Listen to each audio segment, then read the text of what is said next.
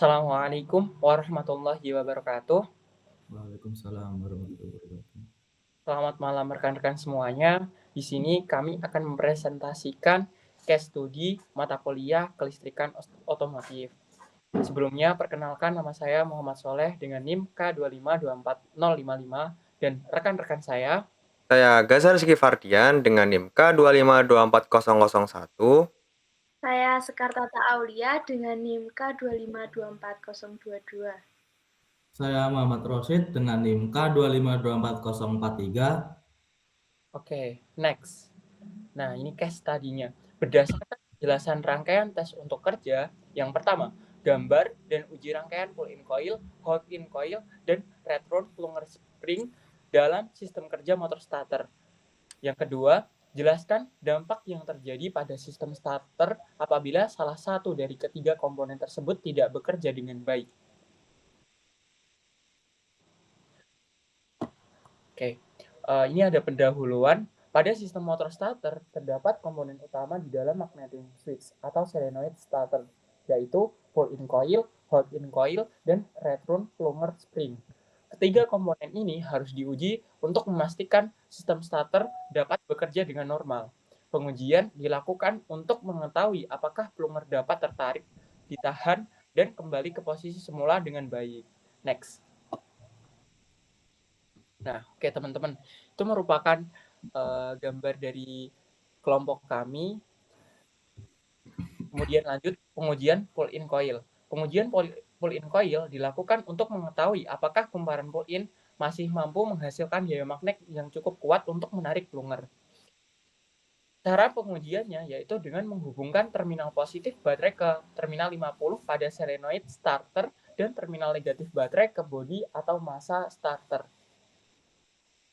Pada saat arus mengalir, pull-in coil akan menghasilkan medan magnet sehingga plunger tertarik ke dalam.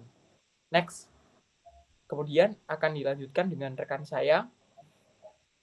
Nah, selanjutnya yaitu jika pull-in coil bekerja dengan baik, maka plunger akan bergerak maju dengan kuat dan pinion gear ikut bergerak maju. Hal ini menunjukkan bahwa gaya magnet pada pull-in coil masih normal. Namun, apabila plunger tidak bergerak atau gerakannya lemah, berarti pull-in coil mengalami kerusakan seperti kumparan putus, hubungan pendek, atau melemahnya medan magnet. Secara fungsi, pull-in coil berperan penting pada awal proses starter karena bertugas menarik plunger agar kontak utama dapat terhubung dan motor starter mulai berputar. Next. Selanjutnya yaitu ada pengujian hold-in coil. Pengujian hold-in coil dilakukan untuk memastikan bahwa plunger dapat tetap tertahan pada posisi kerja selama starter digunakan. Cara pengujiannya biasanya dilakukan setelah plunger berhasil tertarik. Terminal positif baterai dihubungkan ke terminal 50 dan terminal negatif ke body starter.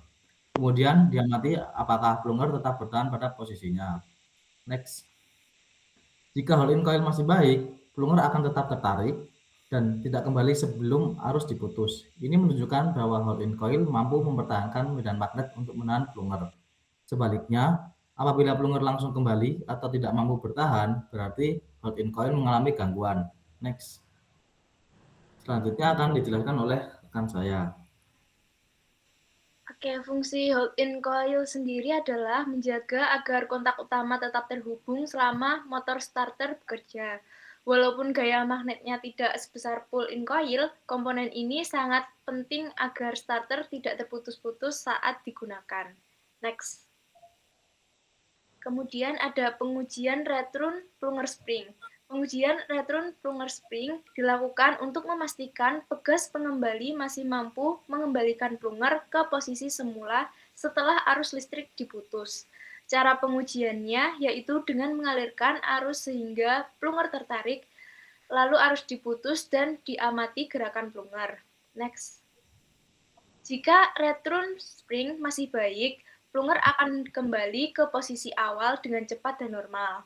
Pinion gear juga akan mundur kembali dari flywheel. Namun, jika plunger lambat kembali atau tetap tertahan, berarti pegas sudah lemah atau rusak. Fungsi return plunger spring sendiri adalah mengembalikan plunger setelah proses starter selesai sehingga hubungan motor starter terputus, dan pinion gear tidak harus menempel pada flywheel. Jika pegas rusak, dapat menyebabkan starter tetap terhubung dengan mesin dan menimbulkan kerusakan pada sistem starter. Next. Selanjutnya akan dilanjutkan oleh rekan saya. Kesimpulannya adalah pengujian pull-in coil, hold-in coil, dan return plunger spring dilakukan untuk memastikan sistem starter bekerja dengan baik.